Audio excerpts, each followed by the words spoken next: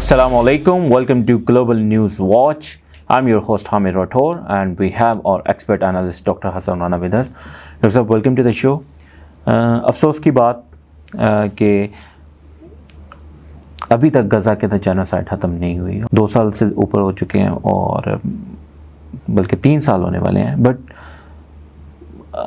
ایران اور اسرائیل کی جنگ میں جب جنگ بندی کی بات کی جا رہی تھی تب لگ رہا تھا کہ اب ہر جگہ پہ جنگ بندی ہو جائے گی اور پیس قائم ہو جائے گا. بٹ انفارچونیٹ بات ہے کہ ابھی تک غزہ والوں کے لوگوں کے لیے کوئی ریلیف نہیں دیا جا سکا.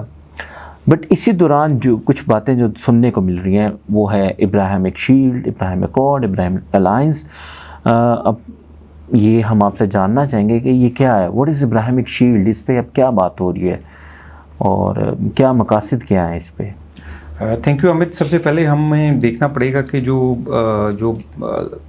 بڑا پلان ہے, یعنی جو ابراہیم اکارڈز جس کو کہا جاتا ہے یا ابراہیمی معاہدہ, وہ کیا ہے. تو یہ 2020 میں اس کو انیشیٹ کیا گیا تھا امریکہ کی ثالثی میں, اور یہ کہا گیا کہ جو ابراہیمی مذاہب کے پیروکار ہیں, یعنی جو کرسچنز ہیں, یہودی ہیں, مسلمان ہیں, وہ ابراہیم اکارڈز یا ابراہیمی معاہدے کا حصہ بنے مسلمان ممالک, اور اس معاہدے کا حصہ بننے کے بعد وہ مشرق وسطیٰ میں امن کے لیے کام کریں گے اور وہاں پہ اس کی ترقی کے لیے کام کریں گے. اور کہا گیا کہ جی اس میں جو ہے وہ اس علاقے میں امن قائم کیا جائے گا اور مسلمان ممالک جو ہیں وہ اس کا حصہ, کس علاقے میں, مشرق وسطیٰ میں, یعنی ایکچولی تو فلسطین کے اندر امن قائم کیا جائے گا. مطلب مڈل ایسٹ کے اندر ہی سارے ابراہیمک ریلیجن ہے, most of the Abrahamic religions, اور وہاں پہ ہم پیس قائم کرنے کی کوشش کریں. تو ڈاکٹر صاحب یہ تو بڑی اچھی بات ظاہر نظر آ رہی ہے. 5 سال ہو چکے ہیں, اس میں مسئلہ کیا ہے؟ اکثر آپ نے دیکھا ہے کہ میں اپنے لیکچرز میں یا ورک شاپس وغیرہ میں, سیمینارز میں بھی بات کرتا ہوں سافٹ پاور کی. تو ایکچولی یہ سافٹ پاور ہے, اور سافٹ پاور ہمیں سمجھنا پڑے گا کہ دیکھیں, سب سے پہلے ہمیں یہ سمجھنا پڑے گا کہ ہمیں موجودہ دور میں ہم جس چیز کا شکار ہیں وہ ایکچولی وہ روایتی جنگی طریقہ کار نہیں ہے. ہمیں روایتی یا کنونشنل جو وارفیئر یا وارفیئر کے جو ٹیکٹکس ہیں ہمیں ان سے پالا نہیں پڑا. ہمیں ماڈرن وارفیئر کا اس وقت سامنا ہے, جس میں ہائبرڈ وارفیئر ہے, انفارمیشن وارفیئر ہے, یا جس کو ہم 5th جنریشن وارفیئر بھی جو ہے وہ بھی کہتے ہیں, یا جس میں بہت hard power and soft power simultaneously کام کر رہی ہے. جی دیکھیں, اس میں دیکھیں انفارمیشن وارفیئر میں تو کائنیٹک اور نان کائنیٹک وارفیئر آ جاتی ہے, لیکن سافٹ پاور جو ہے وہ جوزف نائے جو امریکن اسکالر تھا, اس نے یہ تھیوری پیش کی تھی 80s میں کہ آپ اپنی فوج کی طاقت سے جو ہے وہ اپنے نتائج حاصل کر لیتے ہیں کسی پہ حملہ کر کے, ممالک جو ہیں, لیکن دیکھا گیا کہ ہم تمام نتائج نہیں لے پاتے, تو ہمیں سافٹ پاور کا استعمال کرنا چاہیے. اب اس نے جو ٹرم جو اس نے انٹروڈیوس کروائی سافٹ پاور کی, اس کا مطلب یہ ہے کہ تعلیمی تبادلے ہیں, فلاحی پروگرام ہیں, پانی کے پروجیکٹس ہیں, اسکالرشپ پروگرامز ہیں, امن کی بات ہے, بین المذاہب ہم آہنگی کے پروگرامز ہیں. اب یہ بھی آپ کہیں گے یہ بھی بظاہر بہت ہی زبردست چیزیں ہیں, لیکن آپ یہ دیکھیں کہ اس طریقے سے مثال کے طور پہ ایک ملک جو ہے وہ طاقت کے ذریعے سے وہاں پر قبضہ تو کر لیتا ہے, لیکن وہاں کے جو لوگ ہیں ان کو دل سے اپنے ساتھ نہیں ملا پاتا. تو وہاں پہ کیا کیا جاتا ہے کہ ان ممالک کے اندر ان لوگوں کی فلاح و بہبود کے لیے اسکولز کھولے جاتے ہیں, ہاسپٹلس کھولے جاتے ہیں, ان کو تعلیم دی جاتی ہے, ان کے روزگار کے لیے بندوبست کیا جاتا ہے, تاکہ وہ اس ملک کے ساتھ دلی وابستگی بھی ان کی ہو جائے. لیجٹمیٹ اسٹیٹ کو لیجٹمیٹ کرنے کے لیے میں بہت ہی آسان الفاظ کے اندر یہ سمجھانے کی کوشش کر رہا ہوں. اگر ٹیکنیکل ہم بات کریں گے تو آڈینس شاید. تو ابراہیم اکارڈ کے اندر ایسا کیا کیا جا رہا ہے؟ جی یہی میں آپ کو بتا رہا ہوں نا کہ دیکھیں کہ سافٹ پاور کو ہمیں سمجھنا پڑے گا نا. تو سافٹ پاور کو بطور ٹول کے طور پر استعمال کیا جاتا ہے جنگوں کے اندر یا کانفلکٹ سچویشن کے اندر. تو اب ہم اسی سچویشن کو اگر ہم دیکھیں جو مشرق وسطیٰ کی یا فلسطین کی رہی ہے, تو اس کے اندر آپ یہ دیکھیں کہ جب انہوں نے یہ دیکھا کہ طاقت کے زور کے ذریعے سے ہم مسلمان ممالک کو اپنا وہ نیریٹو پیش کرنے میں ناکام رہے ہیں یا اسرائیل کو تسلیم کروانے کے حوالے سے ناکام رہے ہیں, اور فلسطینیوں کا دل جیتنے بھی ناکام رہے ہیں, اور اسی طرح سے وہاں پہ جو ریزسٹنس موومنٹ ہے اس کو ختم کرنے میں بھی ناکام رہے. تو انہوں نے پھر اس نئی چیز کو انٹروڈیوس کروایا جس کا نام ابراہیم اکارڈز ہے, جو کہ ملک سے ایک دوسرے ملک کی سطح کے اوپر ہے نا, ممالک کی سطح کے اوپر ایک معاہدہ ہے. اور اس معاہدے کے اندر یہ کہا گیا کہ جیسے میں نے آپ کو پہلے بتایا کہ اس میں امن کے لیے بات ہوگی, جی مشرق وسطیٰ کے اندر امن قائم کیا جائے گا. لیکن آپ دیکھیں 2020 میں چند مسلمان ممالک, ہم امن نہیں چاہتے مشرق وسطیٰ میں, نہیں, میں یہی بات آپ سے بات کر رہا ہوں نا کہ دیکھیں کہ 2020 میں ہم نے یہ دیکھا کہ چند مسلمان ممالک نے ابراہیم اکارڈز کو سائن کیا اور اس کا حصہ بنے. لیکن رزلٹ کے طور کے اوپر کیا ہوا کہ ان ممالک نے اسرائیل کو تسلیم کر لیا. ان کی ایمبیسیز تل ابیب میں کھل گئیں اور ان ممالک میں اسرائیل کی ایمبیسیز کھل گئیں. آپ مجھے یہ بتائیں کہ آپ یہ دیکھ, بلکہ خود آپ بہتر جانتے ہیں کہ 2020 میں ابراہیم اکارڈز کو انیشیٹ کیا گیا, آج 2025 میں یا 2023 میں 7 اکتوبر 2023 میں سے پہلے بھی اگر ہم دیکھ لیں تو اس سے پہلے بھی تقریباً 2 سال کا عرصہ ہے. تو ان دو سال سپٹمبر 2020 میں اس کو لانچ کیا گیا.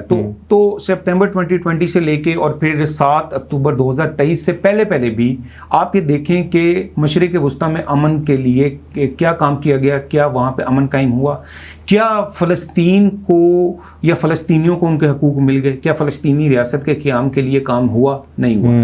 بلکہ اگر ہوا وہ کیا ہوا کہ ابراہیم اکارڈز کا حصہ بن کے ممالک جنہوں نے اس معاہدے کا حصہ بنے انہوں نے اسرائیل کو تسلیم کر لیا. اور پھر 7 اکتوبر 2023 سے لے کے اب تک اگر دیکھا جائے تو ابراہیم اکارڈز جو ہے جن ممالک جو ممالک اس کا حصہ بنے وہ بالکل ناکام رہے وہ فلسطینیوں کو ان کے حقوق جو ہے وہ دینے سے متعلق. بلکہ اب اس وقت سچویشن تو یہ ہے, آج کی خبر یہ ہے, انٹرنیشنل میڈیا نے یہ خبر دی کہ جو کھانے پینے سے متعلق جو امداد بالکل دی جا رہی ہے فلسطینیوں کو, آپ یہ دیکھیں کہ جب وہ امداد دی جاتی ہے تو جب وہ اکٹھے ہوتے ہیں تو ان کے اوپر فائرنگ کر دی جاتی ہے.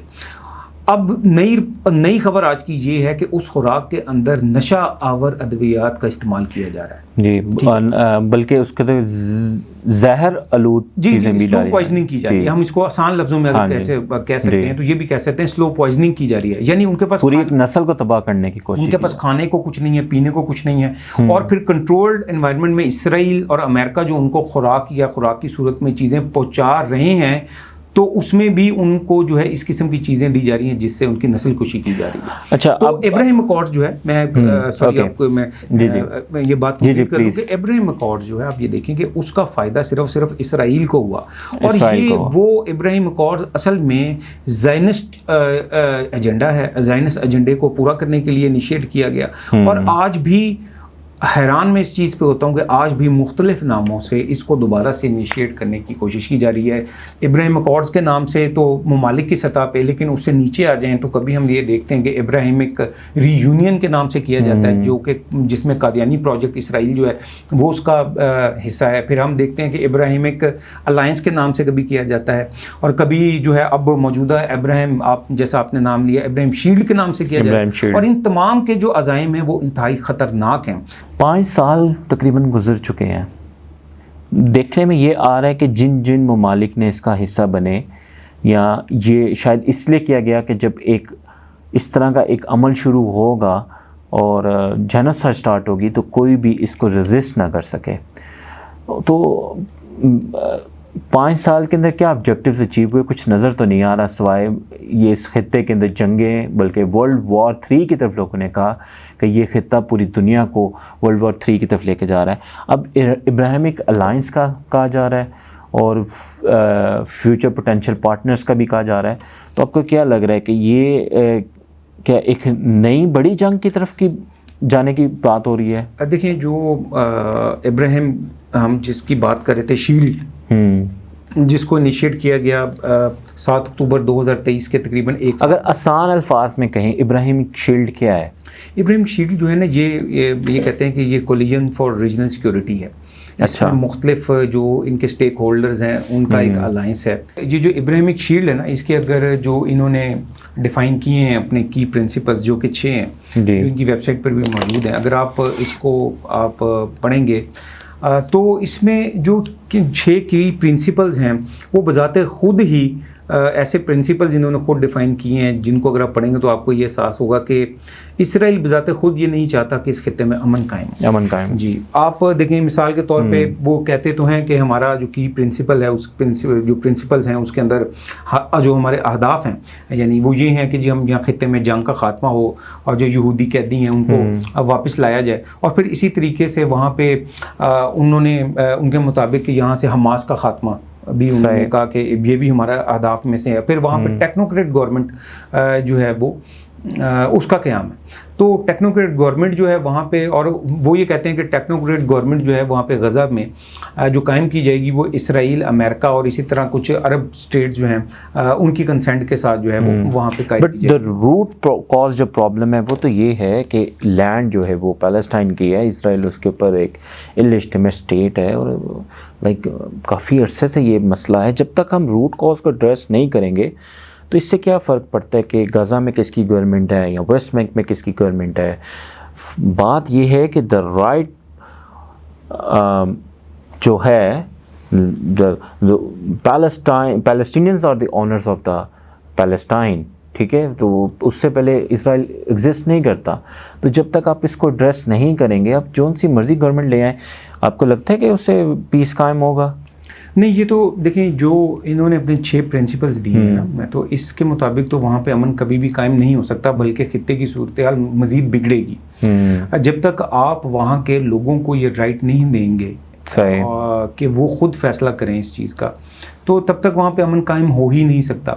اور پھر اس کے علاوہ آپ یہ دیکھیں کہ انہوں نے مزید جو ان کا جو پرنسپلز ہیں اس کے اندر انہوں نے لکھا کہ ہم اگلے 10 سالوں کے اندر جو ہے واضح طور پر اسرائیل اور فلسطین 2 علیحدہ جو ریاستیں ہیں ان کو قائم کیا جائے گا. اور لیکن انہوں نے اس کے بھی آگے ایسے اصول وضع کیے ہیں یا شرائط رکھی ہیں جو کہ پوری ہو ہی نہیں سکتی. ٹھیک ہے, اس میں مثال کے طور پہ ایک شرط یہ بھی انہوں نے رکھی ہے کہ جو فلسطین ہے وہ ابراہیم اکارڈز کا حصہ بنے. ٹھیک ہے, اور پھر دوسرا وہ اس میں یہ بھی لکھا گیا ہے کہ اس بات کو تسلیم کیا جائے کہ جو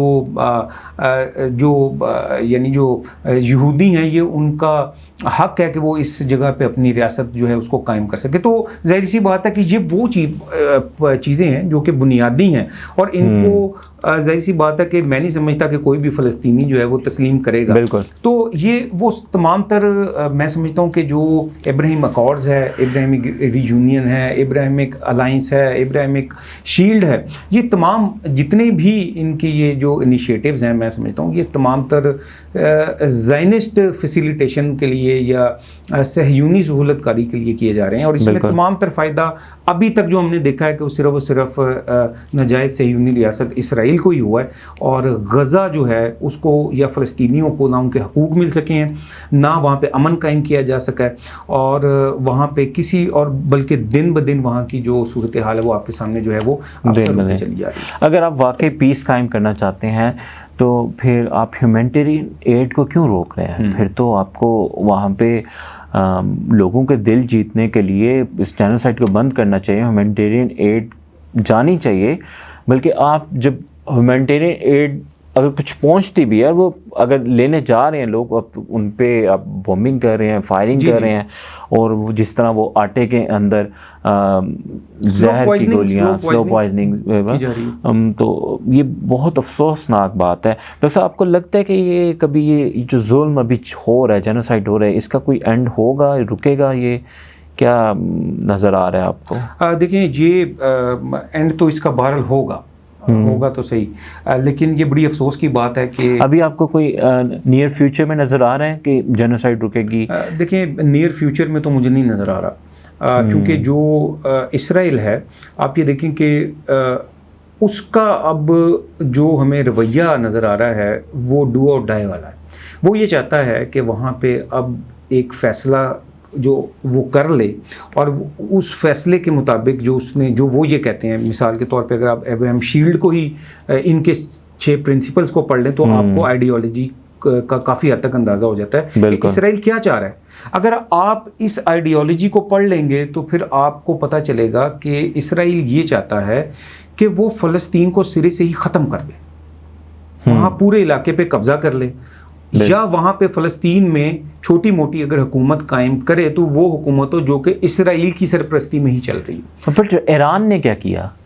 ایران بھی کہہ رہا تھا کہ میں غزہ کے لیے بات کر رہا ہوں، لیکن ایران نے بھی جب جنگ ختم کی تو غزہ کا نام و نشان بھی نہیں، کہیں پہ بات بھی نہیں کی. جی ہاں، لوگ دیکھیں یہی بات ہو رہی تھی کہ جس وقت جنگ بندی کی بات ہو رہی تھی ایران اور اسرائیل کے مابین، اور تو اس وقت یہ کہا جا رہا تھا کہ اب اسرائیل اور فلسطین کے درمیان بھی اب جنگ بندی کی بات ہوگی جو کہ ہونی چاہیے تھی، اور میں سمجھتا ہوں کہ ضرور کرنی چاہیے تھی، لیکن وہ نہیں کی گئی.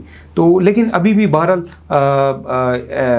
ایسا تو ہے کہ بات چیت تو بہرحال ہو رہی ہے کسی حد تک، اور جنگ بندی جو ہے وہ اس پہ مختلف اسٹیک ہولڈرز جو ہیں بات تو کر رہے ہیں، لیکن ابھی مجھے نیئر فیوچر میں یہ نظر نہیں آ رہا کہ یہاں پہ امن قائم ہوگا. بہت شکریہ ڈاکٹر صاحب. ناظرین، بہت افسوسناک بات ہے کہ تقریباً 2 سال سے زیادہ ہو چکے ہیں اور ابھی تک وہاں پہ جینوسائیڈ چل رہی ہے، اور اب اس کو رک جانا چاہیے، اور پوری دنیا اس پہ چیخ رہی ہے کہ اس کو روکنا چاہیے. اور یہ ایک ہمارے لیے ایک ماڈرن ورلڈ کے لیے یہ ایک بہت بڑا داغ ہے ہمارے چہروں کے اوپر، اور تاریخ ہمیں بہت برے الفاظ میں یاد کرے گی. چاہے کوئی بھی آپ اسٹریٹجی بنائیں، کچھ بھی کریں، but you have to give the rights to the Palestinian, and you have to give the right of freedom and the right to live. ہمیں اجازت دیجیے. السلام علیکم.